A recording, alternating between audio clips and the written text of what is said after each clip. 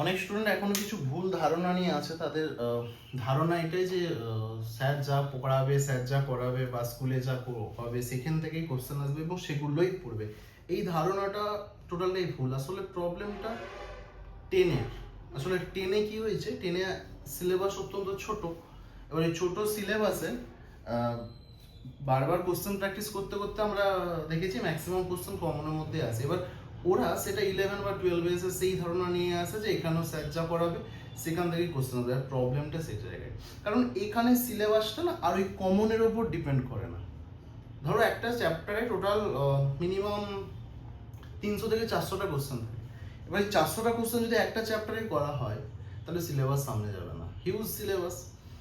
এবার আমরা কি করি না, টাইপ ফলো করি যে এই টাইপ থেকে এরকম কোশ্চেন আসে, এই টাইপ থেকে এরকম কোশ্চেন আসতে পারে, এই টাইপটা বোঝে। এবার কি হয়, অনেক স্টুডেন্টের, ম্যাক্সিমাম বলবো না, অনেক অনেক স্টুডেন্ট কি করে, ওই কোশ্চেন যেটা আমরা করাই ওই কোশ্চেনটাকে ভেবে নেয় যে এই কোশ্চেনটাই আসবে বা বইয়ে এটা আছে হুবহু এটাই আসবে। এইখানেই প্রবলেমটা শুরু হয়। কারণ ফিজিক্স সাবজেক্টে, ফিজিক্সের কথাই বলবো, বাকি সাবজেক্ট, বাকি যে সাবজেক্ট আছে ম্যাথ বলো বা কেমিস্ট্রি বলো বা বায়োলজি বলো, সেখানে না কোশ্চেন ঘোরানোর তো অপশন থাকে না। কিন্তু ফিজিক্সে কোশ্চেন করার হিউজ একটা পার্ট রয়েছে। তো সেই জায়গায় কোশ্চেন ঘোরানোটাই স্বাভাবিক। তো তোমরা যারা এটা ভাবছো যে ফিজিক্স যেটা পড়ছো সেটাই আসবে, তাহলে সেই জিনিসটা কিন্তু ভুল। হ্যাঁ, 11-12 জায়গাটা এটা যেখানে তোমাকে শিখতে হবে, এটা শেখার জায়গা। তো যদি মনে করো যে যদি বই করলেই সব হয়ে যেত, তাহলে ধরো যারা নিটের জন্য প্রিপারেশন নিচ্ছে তারা তো হিউজ এসএল অরোরা করছে, ডিসি পান্ডে করছে, ঠিক আছে, এনাফ এনাফ, তাহলে তো সেখান থেকে কোশ্চেন কমন পেয়ে যেত। তুমি কোনো নিটের স্টুডেন্টকে জিজ্ঞেস করো তো তারা question a to Z common পেয়েছে কিনা, না। তোমাকে প্র্যাকটিসের মাধ্যমে জিনিসটা বুঝে নিতে হবে। ওই যে টাইপটা করছো ওই টাইপটা বুঝে নিতে হবে যে এই টাইপটা এভাবে হচ্ছে, কোশ্চেনটা তোমাকে বুঝে নিতে হবে। ধরো একটা চ্যাপ্টারে তুমি টোটাল আমরা 40টা মিনিমাম কোশ্চেন করাতে পারি, 40 থেকে 50টা। এই 50টা কোশ্চেনের মধ্যে তোমাকে বুঝে নিতে হবে ওই 50টা কোশ্চেন কি বলছে বা ওখান থেকে কোশ্চেন অন্যভাবে এলে কিভাবে আসতে পারে। এই জিনিসটা তোমাকে বুঝতে হবে। এবার তুমি যদি এই জিনিসটা বুঝতে পারো তাহলে তোমার কাছে ফিজিক্স কঠিন হবে না। তাহলে পরীক্ষায় কোশ্চেন যাই আসুক না কেন তুমি আর মানে ঘেটে যাবে না। কিন্তু তুমি যদি এটা ভেবে পরীক্ষায় যাও যে ওই কোশ্চেনটা এলেই আমি করব, ওই কোশ্চেনটা না এলে আমি করতে পারবো না, তাহলে প্রবলেম সেই জায়গাটাই। এবং তার জন্য প্রবলেম তোমার টিচারের না, তার জন্য প্রবলেম তোমার। তুমি ফিজিক্সটাকে মুখস্থ করার চেষ্টা করছো, ঠিক আছে। আমরা বলি না বারবার প্র্যাকটিস কর, প্র্যাকটিস কর, প্র্যাকটিস। প্র্যাকটিস মানে ওই বারবার দেখে দেখে দেখে দেখে করে করে এখানে ঢুকিয়ে নেওয়াটা প্র্যাকটিস নয়।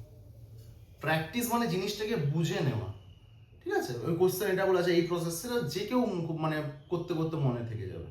তো সেই জায়গা থেকে আমাদেরকে বেরোতে হবে। আমাদেরকে ফিজিক্সটা রিয়েলাইজ করতে হবে যে সাবজেক্টটা এরিয়াটা অনেক বেশি, ঠিক আছে। যেমন ম্যাথে একটা কোশ্চেনকে ঘোরাতে গেলে মানে অত ইজি না ঘোরানো, কিন্তু ফিজিক্সে একটা কোশ্চেনকে ইজিলি ঘুরে দেওয়া যায়, ঠিক আছে। এবং সাপোজ সেম কোশ্চেন কেউ পড়ে গেছে ফাইন্ড ইলেকট্রিক ফিল্ড, সেই কোশ্চেনটাই চলে এসছে ফাইন্ড ম্যাগনেটিক ফিল্ড। এবার সে বলছে কি হয়ে গেল ভাই।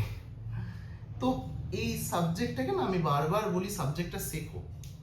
এখানে কমনের গল্প কিছু নেই, ঠিক আছে। সাবজেক্টটা শেখো, টাইম লাগবে, একদিনেই হয়ে যাবে না, টাইম লাগবে, কিন্তু মাথার মধ্যে রাখো যে যেটা পড়ছো সেটা কমন আসবে না, এটা ভেবে পড়ো।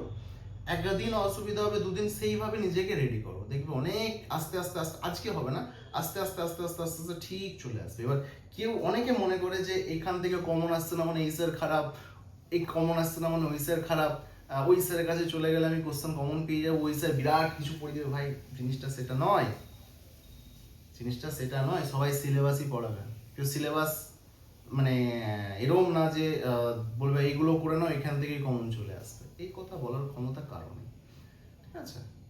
তো ভালোভাবে বোঝো জিনিসটা কি, ঠিক আছে।